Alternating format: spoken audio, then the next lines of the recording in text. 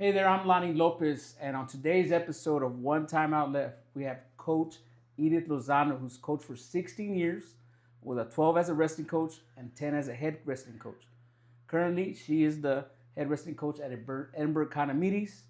I appreciate Coach Lozano for Thank you being for on the having me. podcast.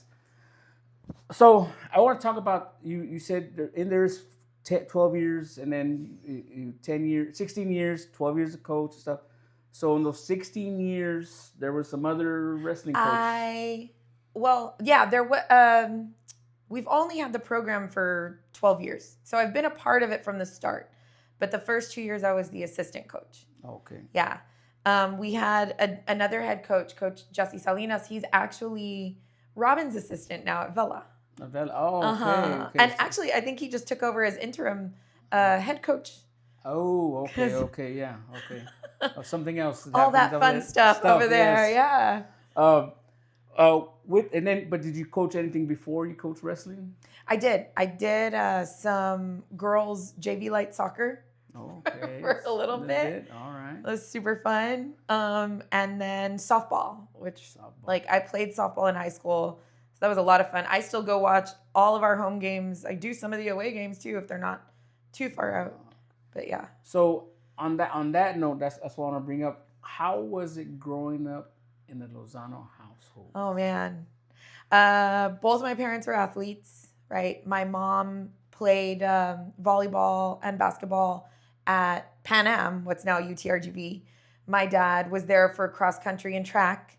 So that's how they made the. That's how they connected. Yeah, in college. And so it's me and my two younger sisters. All three of us were athletes. It was just a thing. Like we started with t-ball. And grew from there, but they're coaches all the time. And so they coached us. We now coach.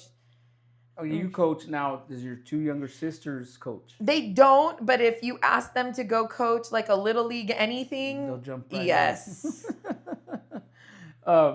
So then you went to college. You went to high school at Economedes. You went. No, I went to Edinburg High. I'm sorry. Edinburg yeah, I was a Bobcat. So you played those sports in high school, and then you went to college for an English major, right? Yes, a double major in English and political science, and a double minor in history and women's studies. Oh, I never wanted to leave. Oh. So with that, were you able to? And right away you got into Edinburg, or you got into Edinburg School District? Oh yeah, immediately. So I had wanted to go to NYU for undergrad. My dad convinced me to stay and said that he would pay for grad school when the time came. And then the time came and both of my sisters were in college. And so I got one of those sorry. Yeah. And so I was like, okay, well, time to work, right? And I really did not plan on being at econ very long. I told myself 5 years. And I make the joke all the time that it's a black hole.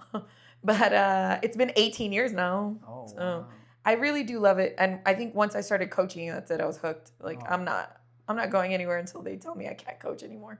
Well, I want to go back to NYU. So I like to write, and I wanted to go write. I wanted to get into a writing program. Oh, okay. NYU, man. That would have been a big leap. That would have been a huge. I would not be here. I'll tell you that. I don't know where I would be, to be honest, but. I know that I in last year's district meet, your mom came to see you, so your mom still comes and sees you. Yeah, she's our biggest fan. She is there all the time. She buys all the snacks, and she's so funny because once she figures out what somebody likes, that is going to be in the snack bin. Oh. All the time, does not matter. That thing is there. So no, she's the best. Team mom all the way. Well, and then also you teach junior seniors. I teach seniors right now, English 4. I do have one junior class. I have an English 3 class. I'm our AP coordinator, and go over that AP coordinating stuff. I want to know because I know you've mentioned that before, and I wanted to see what it's about. So every kid on campus that registers to take an AP exam, yes, they register through their teacher, but I am the one that makes sure their exam gets ordered. I am the one that schedules the exams, makes sure the kids show up to take the exams, make sure that they get to go have lunch before they take the exam. All of that scheduling goes through me for those 2 weeks that we have AP exams on campus, sometimes 3, depending on any exception testing. That's me. And you've been doing it for a while. That part? This is my second year as AP coordinator. Okay. Honestly, I took it. I wanted admin to see me in a more administrative role, not just in athletics, but also academically. Oh, okay. Yeah. That's good. So now I want to talk to you a little bit about the wrestling, because I know wrestling is a new sport. I mean, compared to Absolutely. And in Edinburg, 12 years we've had it for 12 years. I think ours was in 2016. So I know back in the day. Oh, y'all came in a little after us. Yes, then. Okay. 2016, and I know a couple. I know like San Minos has it since '91. Yeah, people have had it for a while at the PSJA. Those guys. Yeah. So how do you balance your off season with sports while still keeping the wrestlers committed year round? So I think I mean honestly, I would love to say that it's me bringing them back all the time, but it's not. I have figured out a way to incorporate like the captains, the seniors, and the older kids, so that they have like a sense of ownership of the team. Like their leadership roles, are big. And they take on a lot of that, and they start to feel like, this is mine. I'm not just a part of it, but it is also mine. And so they're the ones, they go out and recruit, they get all the kids there, they make sure my captains will lead practice. We'll talk, we talk curriculum, right? So we discuss a plan, what we want to do. And if there's something that they don't understand, I make sure that they do understand it. But going in, they're in charge. So one day they show up with a 135 pounder, 145 pounder. You're there and you're like, okay, I brought him or her. Yeah. So you're like, okay, well then let's try you out. Well, first we make sure they have a physical. Physical, yes, the requirements. Sorry about that. And then you're like, all right. And the cool thing is they're also, because we'll do a bunch of open mats right during the off season, they're able to bring their buddies who have physicals. Yes. And get them on there and kind of show them, let me show you this thing that I know, and let me whatever. And then once everyone's got the basics, we get going. Yeah. So in terms of yours, I know there's a varsity and a JV. Yes. Okay. Back in the day, pre-COVID, there was JV, more tournaments. You know what? I don't think so. I don't think there were more. Or there was more than now? Because I think I see one JV. I think there's always just been one. There's always one to start the season. Really? And then you try to throw in a few quads or tries or whatever. Or you have a varsity / JV duel and you're bring your extras. We'll have exhibitions, which the refs don't like, but. No, okay. Okay, so I remember when I used to talk with Coach Gomez. I wish we had more, to be honest. Yeah, because they were, to me, I thought they were on Fridays were JV and then Saturdays were varsity. But I mean, maybe some programs had that going, but I know there are some tournaments where they have the Friday JV tournaments, but our school district, we can't take JV out of school.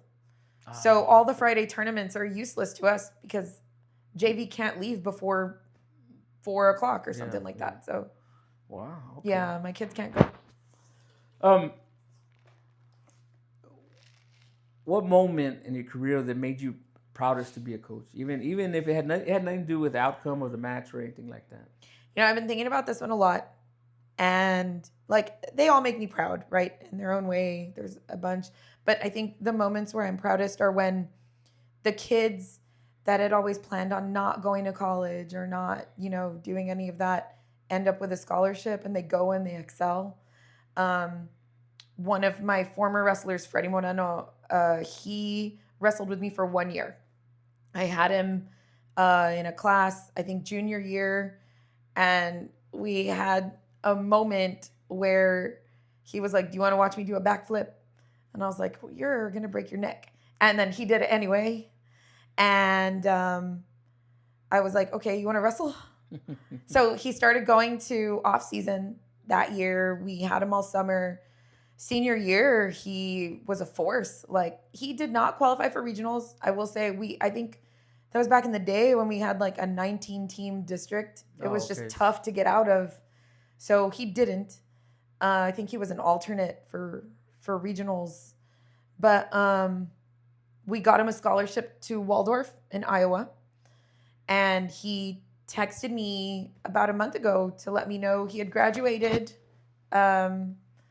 And he got a degree in psychology. He's working at a middle school with like the counseling program, and he's getting his master's. Wow. And he's also the assistant high school wrestling coach. Really? Yeah. In Iowa or Texas? Yeah, they're in Iowa. And so he's like, you opened a door for me that would not have been open, had I not taken this path. Yeah. So it's cool. Like, it was. So those are the ones. So a backflip can Oh, change your whole life. Want to wrestle? What's the most unbelievable thing that you experienced at a tournament that people may not be true? So you said you started when? In 2016? No, the program started. I started in 2020. Okay, so for as long as you've been to tournaments, you've seen like track wrestling. Yes. Right? Okay. When I started, there were those like wooden tree things, and they would have laminated bout numbers, and you would move like the bout number up to the top, and that's how you knew, or maybe it was the bottom. I don't even remember, but there were 3 bouts on there, and one of them was like on deck in the hole and wrestling. Okay. Yes. And so the kids had to like keep an eye out on all the tables for the bout numbers. And then me as an assistant, I had like a little sheet with the kid's name, bout number, mat, whatever. And so I would have to go and look because, the kids, they still can't figure out track wrestling sometimes. So it was even harder with that. But now, I mean, to say unbelievable, I can now sit in the corner, coach my own kid, and run track wrestling off my phone at these tournaments that we're hosting. And to me, that's kind of cool. Yes. Coming from paper bout numbers. Yeah, I think track wrestling is I'm okay with it. Yeah. But then imagine the other one with the little tablets and all that stuff. No, it was crazy. It was nuts. No. I know if I don't ask this question, I think every wrestling coach will get on me on this no. one. What do you think, or what do you feel? What's your take on club training? Okay. So this might be a controversial take. They don't bother me. I like the clubs. I think that they are helping us out. I understand that there are some club coaches that show up and maybe step on some toes at some tournaments. But I think that's a conversation that the coach needs to have with the athlete. I think that if you have an athlete that trusts you, they're not going to turn their head to look at another coach. And as long as you have that understanding with your athletes, the club coaches shouldn't bother you. Like, I have been there and I've seen it where the kids will look past and look somewhere else. I've had my own athletes look at mom or dad, right? Yeah. And yeah, I'm not going to lie, that hurts. But that's in that moment, it's like, okay, well, have at it, dad. Like, yeah. But I do think the club coaches are helping more than they're hurting. The kids are getting the mat time they need. We're not going to be able to compete at regionals or state if we don't have extra mat time. Yes. And it's hard enough for us to get our off season going. And we can't get not everybody has a mat room, right? Not everybody has access to their mats at all hours, and those clubs are open. Do you have a mat room? We're getting one. I haven't been able to get in yet, okay. But it's built. Oh, okay. Yeah. Okay. I know I see Harlingen has one. Westlaco has one. They put one up for us, and it's not just us. It's all 4 Edinburg schools, although I think it's hilarious that Vela, which is the school that usually gets everything first, only has a concrete slab. But Yeah, I've been there before. yeah. Now, let me ask you a question. A kid, they hear the club training coach, they hear you coach, Yeah. and then they hear the parent coach. So, I know that you say that you give them some grace in terms of, and to me they wear those Yeah. headgear. So then sometimes, like I was saying, who were you listening to us? Well, I didn't hear anything. Yeah, I couldn't hear you at all. Yeah. So then everybody's screaming as well. So sometimes I understand where they're coming from. I understand what they're doing. But, Yeah. it's just sometimes it's just you're like in your mind you're like, oh man, okay. Oh, Well, man. can I tell you how I tackle that? The noise thing. Okay. I like to have music playing at our practices, like loud music, when I can in our gym, right? Once we get the mat room, there's going to be music going at all times. But my kids do practice with their headgear on, and I don't use a whistle. I have a whistle. I don't use a whistle. I yell.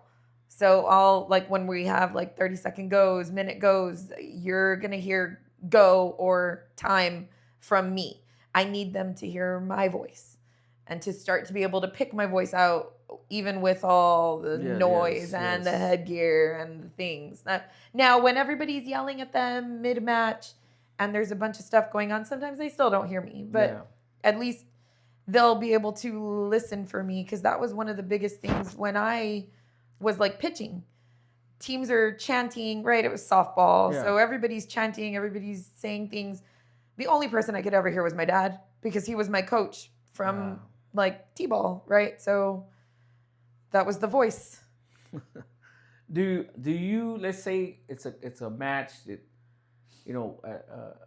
they have a match and they lost the match, they automatically get mad and try to sometimes throw stuff. What do you do? Do you approach them right away, or do you just let them go and just blow a little bit air out there? I would love to say that I give them space to go and like deal with it on their own, but I do not. I don't like the divas. It bugs me. And I have some. They throw things. I had a kid at regionals throw his shoes, knee pads, headgear in the trash can. And guess who dug it out? This girl. Oh, and Lexus from PSJA. But I don't like it. I don't think we need to react in that way. Like, we've all lost. We've all had to deal with losses. Sometimes they come at the worst time, and sometimes it's your fault, right? Like, we made a mistake, but they need, and I tell them all the time, you are worried about other people, like what they're seeing, how they view you, what they think of you after this loss. What they think of you is happening right now. It's the way that you handle the loss, not the loss itself, right? So, no, I chase them. I will follow them. I've run around buildings. I've yelled outside men's bathrooms. I'm that person. I don't like to see it, and I want them to know that I don't like it. I could tell you this. I went, when we were at regionals, I went to the van to get something, and I remember I saw Olivares come outside, and the kid was down, and he talked to them. You could tell that like how close he is to the wrestlers, and I was very appreciative. I mean, I like, to me, like, that's what we're here for. Yeah, absolutely. Yeah. So now, how do you individualize practice? I know you said the varsity, the seniors and stuff, but you got those ones that just don't know how to knee slide or don't do anything. But then you got the ones that are they do everything. They do high C's and everything. So obviously, like, we have 2 mats, right? And I have like the privilege of having some coaches on my staff that have been head coaches before, or have been with me for so long that they know exactly how I would teach it. And we're able to split up. So I'll send the newbies with my assistants. I'll keep my vets, and we can continue growing in the direction that they're going. And then those kids will also learn what they need to learn. Every once in a while, a captain will go over there to demo, right? Oh, Because okay. I mean, we don't have the needs we used to. You're right. You're right. I'll be like, hey, come here real quick. Show them Yeah. this, show them that, and do that. So, Exactly. You're yeah. not gonna catch me rolling with these kids. Well, Gomez, the first year I never seen him on his knees did and do it? that. No, I saw him then. Now this year he's like, you or me or here or no, let's go there. I like my knees. So. No, my captains will go and they'll demo. They know what we're looking for at this point, so I don't have to do it. I know there are a bunch of coaches that'll still lace up and get out there. That's just not me, man. Yeah, me neither. Yeah. Me neither. You've been to state, right? You've taken some kids to state. I have. You've haven't won a state championship, or you've gotten close. We haven't. We got second in ultimate tiebreaker to a locking hands penalty, Cassandra. But explain that. Explain that. What do you mean? Oh man! So you go into overtime, right? And I think I can't remember if we went in 0-0 or 1-1, but I mean it doesn't matter. We were tied, so it's basically 0-0. And first takedown in the 1 minute, and nobody got it. And then you get to choose, right? Top, bottom. Everyone chooses bottom because at this point you want to score points. She kept us down, and then we kept her down, and then she chose bottom, and she went up, and Cassie locked hands, and then she went back down, and we got called. And that was the point we lost to. Yeah. That one was tough. That was tough. Oh, it was so tough. I don't know who cried more, me or her. But dude, that one. This one was a state like last couple of years, or this one was in 2016 maybe. Oh, okay. That one, and we have not made it back to the finals since. I've been chasing that high. We've gotten on the podium, but we haven't gotten back to the finals. Okay. So with that, yeah, I want to ask that. Did you have the suit or the... I wore slacks and a blouse for that one. When when she wrestled fifth the next year, I think I did the same thing, like slacks and a blouse. Years later, it was maybe 2 or 3 years ago, Maddox was wrestling for fifth. I wore a pantsuit. But no, I haven't done the dress thing. No. I've taken dresses with me just like in case.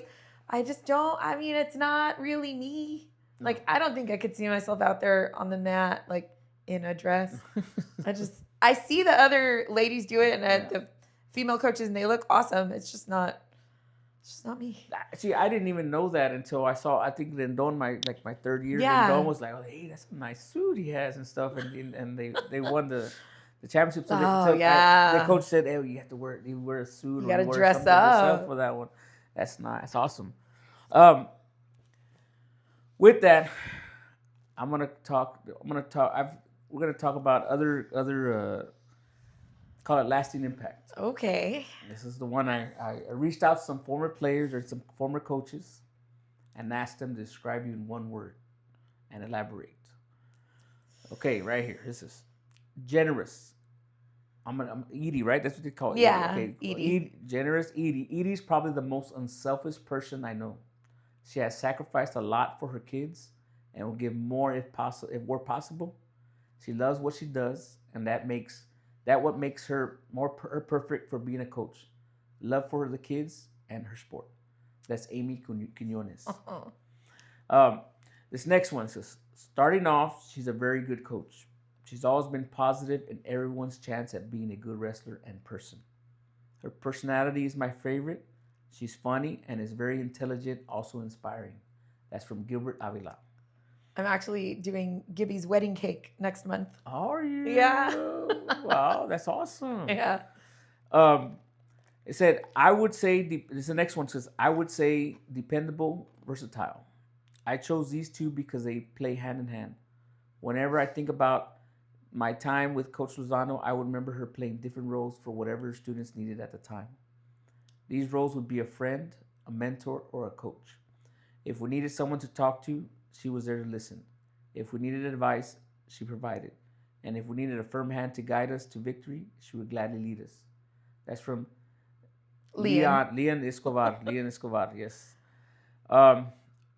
This one, I said it. If I would describe her in one word, it would be difficult. But then he didn't mean that.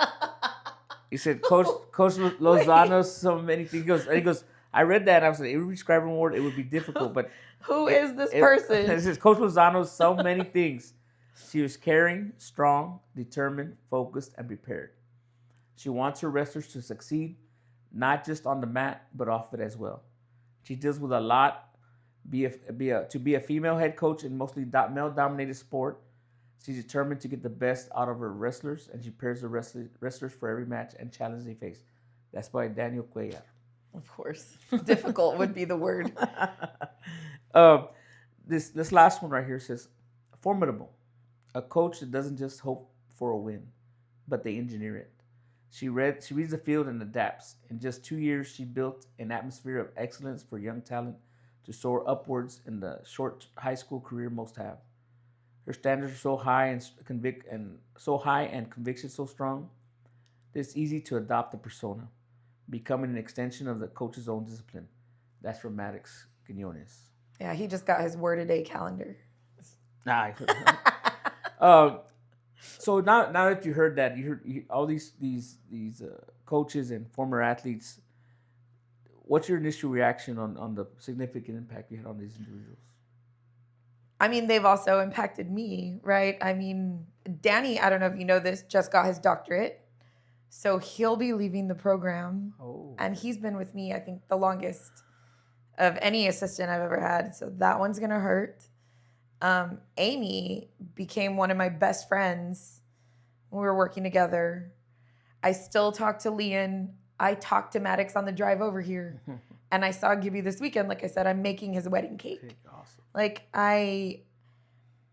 these are people that have become a part of my life. And a lot of the wrestlers do. They always come back.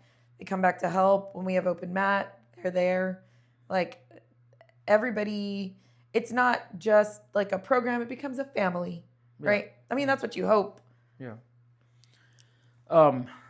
So that's I mean, those words, that's one of the biggest thing I like about this podcast that I like doing that is lasting impact. And don't ask me how I go. You ever had anyone say anything negative? No.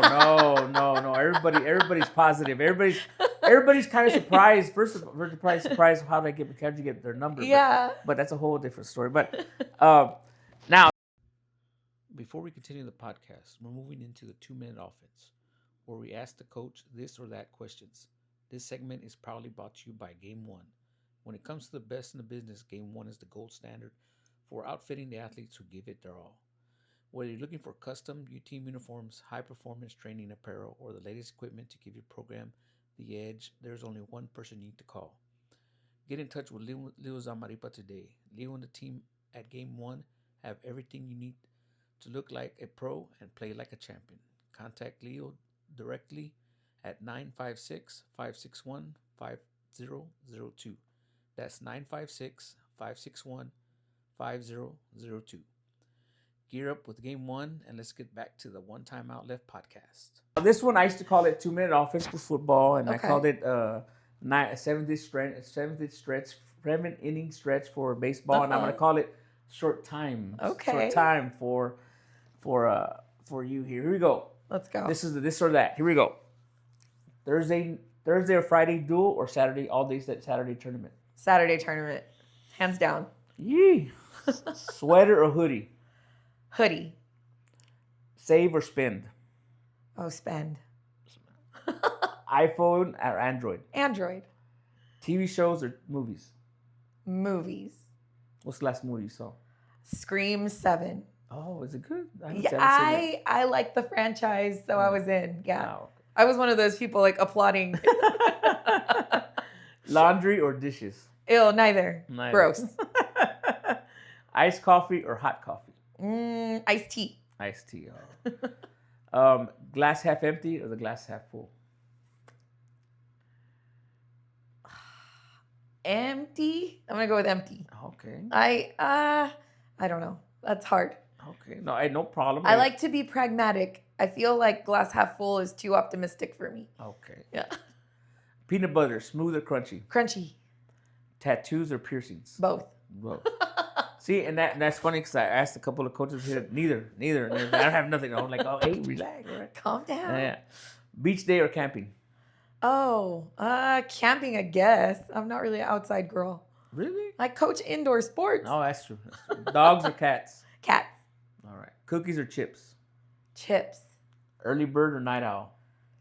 It depends on the season. Oh, okay. I can be an early bird during the season. Other than wrestling season, you won't catch me up that early. Win by pin or win by 1 point?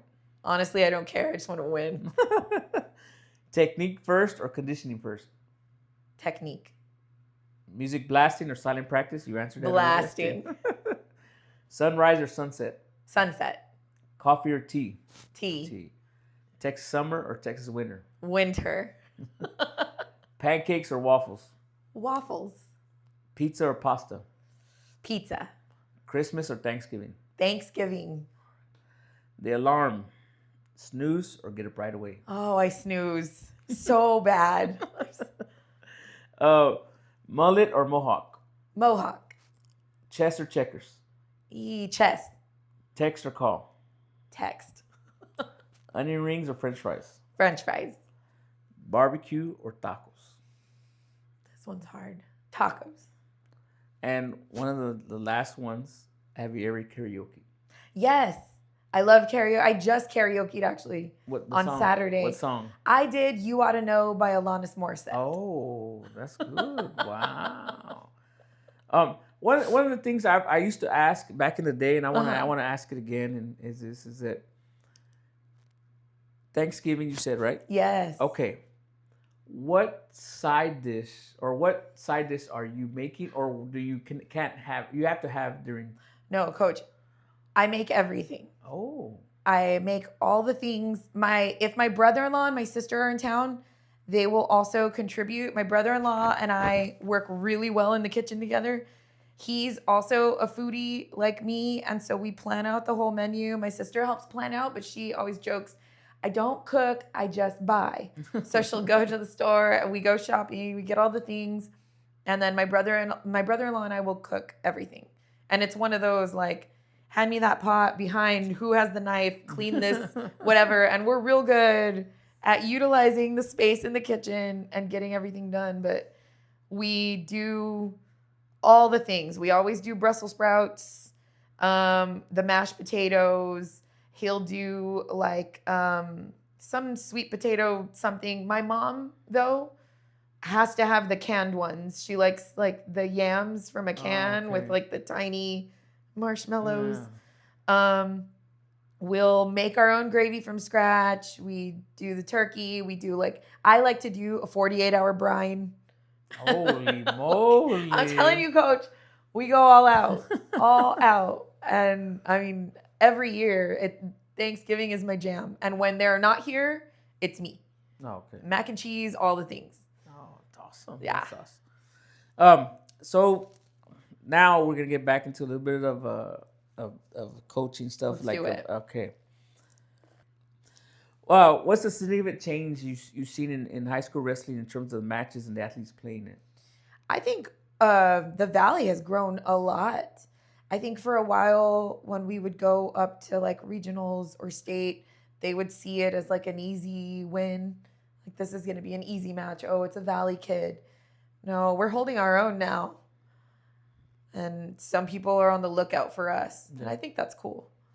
Yeah, because I know, was it this year you did some tournaments outside of the Valley? Yeah, we did. And the kids, I like to take them to kind of see what we're going to see later. Mm. And it's a good gauge. So I traveled with 6 of them, like my 6, we call them like studs or whatever. Those are the ones. And literally all season, it was like, okay, the 6, this is what you're doing. The 6, whatever. And took them out of town, hopped on Robin's bus one time to go to, where did we go? Maverick in Katy. That was a good little tournament for them. And then took them to, we did Centex. Yeah, that one's like a big tournament. Like Centex used to be really big. I think now the biggest one is Sci-Fair. That one kind of took over. They happen on the same weekend. And I like Centex, and I chose Centex because it's in the same venue where we have regionals. And my kids were not used to that venue because remember, they just switched us from San Antonio, the Blossom Center to the Delco in Austin. And so my kids hadn't ever seen it. And I think it's nice for them to go experience that tournament, understand like where we want to camp, like where the mats will be, where they will line up, where the bathrooms are, just so that they're not walking in for the first time at regionals already overwhelmed because of the competition. Yeah. And then again, because we're in a new place and it gets weird. So that's why I go to that one as opposed to Sci-Fair. But I think they're switching Sci-Fair this coming year. And I think we'll get to do both. Years from now, Okay. what do you hope your wrestlers will remember most about being in your program? So I think like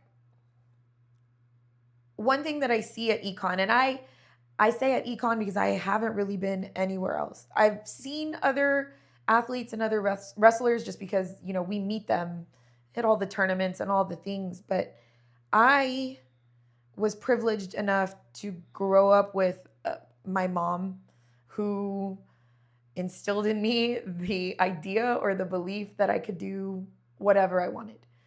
Granted, you know, you have to work for things and set your goals, whatever. But like, there was never a time in my life where I was like, can't do that or won't be able to do that. If it felt, or everything felt attainable. And I want them to feel that way. I've had coaches from other campuses tell me that I put my kids on pedestals and I like raise them up so high, but I think that's necessary, especially in a sport where it's an individual sport. They have to go out there believing that they're going to do it. Yep.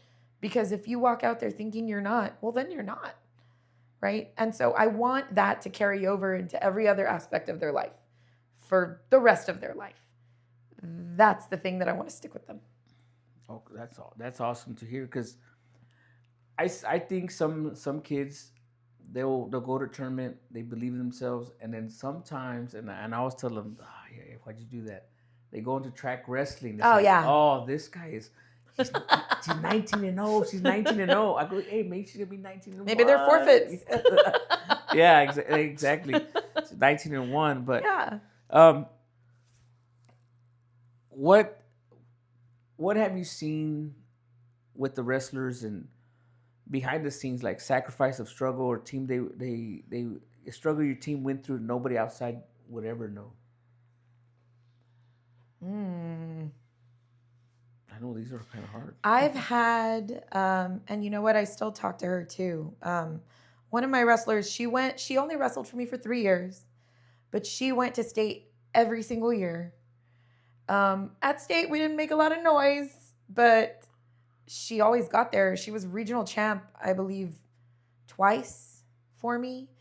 And the very first year that I got her in the program, it's because freshman year she couldn't do it because of COVID. And we had decided that we wouldn't take on any new wrestlers, only like the regional qualifiers from last year or kids that were already part of the program would be able to come. And that was the way we handled, like, you know, the 6 feet and the space and all the things.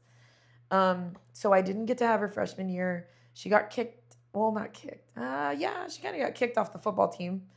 And I caught her when she was turning in her cleats.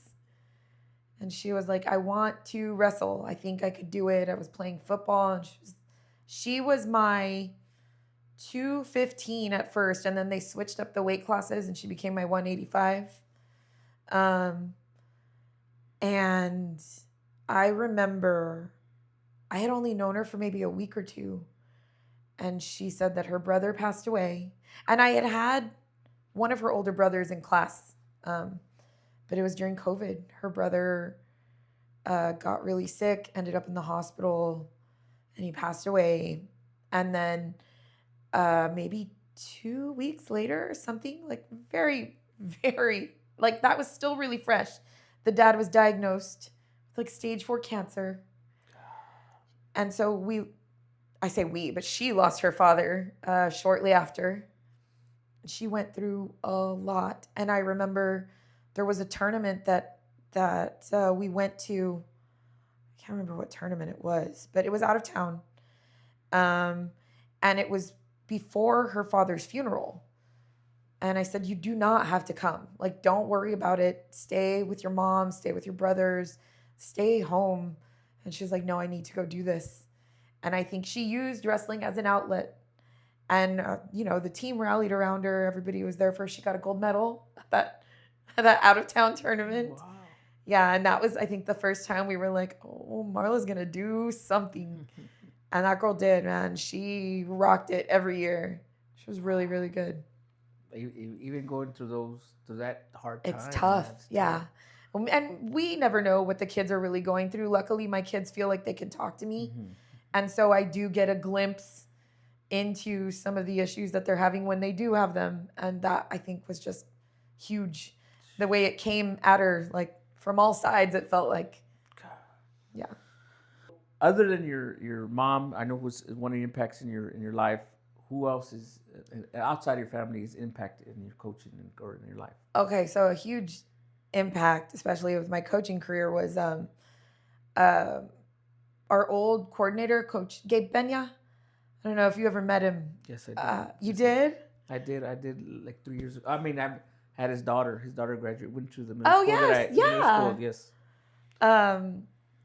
Man, okay, so I remember I was coaching softball, like I said, and Benya wanted all of his it was at this point we only had one coordinator. Right now we have two. There's a male and a female coordinator, but he wanted everyone to coach two sports. He wanted two sport coaches, and he kept like, do you want to try volleyball? Do you want to try like something else in the fall, right? Because obviously softball was a spring sport. And I was like, no. And then one day I was finally like, fine. If we ever get wrestling, I'll do that. And he said, okay, and walked away. And so I was like, well, that's odd, but fine, whatever. Like, joke's on you, coach. Anyway, next year the joke was on me because we got wrestling. And I had never wrestled. We didn't have it in high school. I became the assistant. He came back like, remember when you, and I was like, oh, darn. Okay, here we go. And I fell in love with it immediately. I, did all the things I needed to do to learn and understand the sport. But when the time came and the head coach at that time, Jesse Salinas, needed to step down, or he felt like, because they gave him the offensive coordinator position, his wife also became ill. There were a lot of things going on, and it all just created this like perfect storm for me to kind of be like, well, I want it. And the amazing thing that happened right then was they didn't look at me and say, oh, well, you're a woman, it should go to a man. They fought for me to get it. And Coach Benya and Coach Salinas, like, were in my corner, like, making sure that I was able to get that job. Awesome. And no, yeah, it would not have happened without them. Awesome. Yeah. So we're gonna wrap this up right now. I'm gonna ask a couple more questions. Okay. What do you do in your free time when you're not wrestling? You're not in an all-day tournament. What do you do? Well, joke's on you. I have no free time. I have a little business, like a little side hustle. I make cakes, not just cakes, right? Like cookies, cupcakes, all the things. But yeah, like I said, I'm doing Gilbert's wedding cake. Marla, the other wrestler that I mentioned, hired me to do her birthday cake. Actually, her birthday's the day before mine. So I'll be doing her cake and mine. But yeah, weddings, quinceañeras. You start at a young age doing all that? I started baking in high school just to kind of like eat cake. Well, okay. And then it turned into like, oh, I'll pay you for that thing or whatever. And it eventually turned into like an actual business. And okay. Yeah. So what is it? So we can tell people to follow it. Sweet Spirits Custom Cakery. Sweet Spirits Custom. All right. That's Yeah. awesome. Now, if you did not become a coach or an English major, what would you have done for a career? I Run for wanted Congress or what? I wanted to like work on political campaigns. I wanted to write speeches. That was one of the things I wanted to do. I've also taken the LSAT, thought about going to law school. Whoa, I know. golly. There were a few, things, and then I ended up like I say it all the time. Like I'm chasing a gold medal. I'm not going anywhere else until I get one. I'm sorry. I have one goal right now. Awesome, awesome. Um, what would is there anything you would like to tell the viewers? Like right now, like I mean, I know one thing that we didn't talk about. I know. I mean, I'm gonna interrupt here. No, go. We didn't talk about, but we should. Is like Cuellar said that it's a male dominated sport where the male coach is the head coach and the female coach. You set the trend because now I see a lot more coaches. Yeah, there are a few more. So, It's really awesome. I know Vela. Yeah, Robin is at Vela, and then you have Coach Ellis at Brownsville Vets, and then Gina at Mac High. Yes. I mean, Yeah. So you see that it's coming around. I mean, Yeah. that terms. But That's cool. It's awesome. Now I would say this. Oh wait, I can't leave out Kristen from San Benito. Like I know she's got the girls team. Oh yeah. But she's still a rock star. Yes. Like 2-time district duels champ. Yes. District champs. That's true. Yeah. That's true. Now, is there anything you would like to share with the viewers? I don't know, Coach. I feel like you're putting me on the spot. Okay. What could I possibly share? Okay. Well, I'm gonna ask a question because Okay. I've asked this question before. Yeah. Edinburg or McAllen area. Okay. If I'm going to go eat lunch Ooh. or dinner, Okay. it doesn't matter what it is. I mean, other than sushi because I don't like that. But name a restaurant that you. I just had the best burger ever at Diego's Farm to Table in McAllen this past weekend. It's the second time I've gone, and that is the only thing I will ever order off his menu. I've heard everything else is great, but he makes this burger called the Carnivore Burger, and he mixes in heart, kidney, and liver into his patty, like the ground whatever. And I love offal. I'll eat like chicken hearts, like deer heart, all the hearts all day long. This burger is amazing though. Okay. Even if you don't like offal, all of those organs make the patty so moist. It's so good. So you got to try Diego's. Okay. Yeah. Farm to Table. Okay. Yes. All right. Is it a new restaurant or? It's he had a food truck first, and then bought like a bigger spot, but they're still cooking out of the food truck. Food's coming out of the food truck. They have like a little area with indoor seating. Most of it's outdoor seating, but it's really nice. The setup is really cute. They have live music. Diego, the owner and like head chef, is actually walking around all the time. Like it's a cool little spot. Awesome. Well, I want to thank Coach Lozano for sharing your journey. Thank you. I'm going to tell this to you all. I want to thank Coach Lozano because she came back twice because you got to repeat. My mics did not work, and that's a whole other issue. And but hopefully in this one they do. I'll check right now. It was good practice though. It was, and I don't know. Like I felt more comfortable this time, but it was awesome. It was awesome. I want to thank you again for coming down here because it is a drive. It is a taxi drive, especially. Oh, it's nice. I get to think about all the things I'm going to say. I just didn't know that was going to be a question. I would have been prepared. I like to study for my exams. But I appreciate it again, Coach. Thank you, Coach. Thank you very much. Appreciate it again. Yes. Thank you. I'm back for season 2 of the One Time Out Left podcast. We're diving back into the world of high school athletics to bring you the raw behind-the-scenes journeys of the athletic directors and coaches. It's been a privilege sharing our passion for sports with all of you on the One Time Out Left. We're incredibly grateful for every listener who tunes in. If you enjoyed our discussions, you can catch us on YouTube, Apple Podcasts, and Spotify. For even more content and to stay connected, be sure to follow on One Time Out Left on Instagram and TikTok and X. Thanks for being a part of the One Time Out Left community.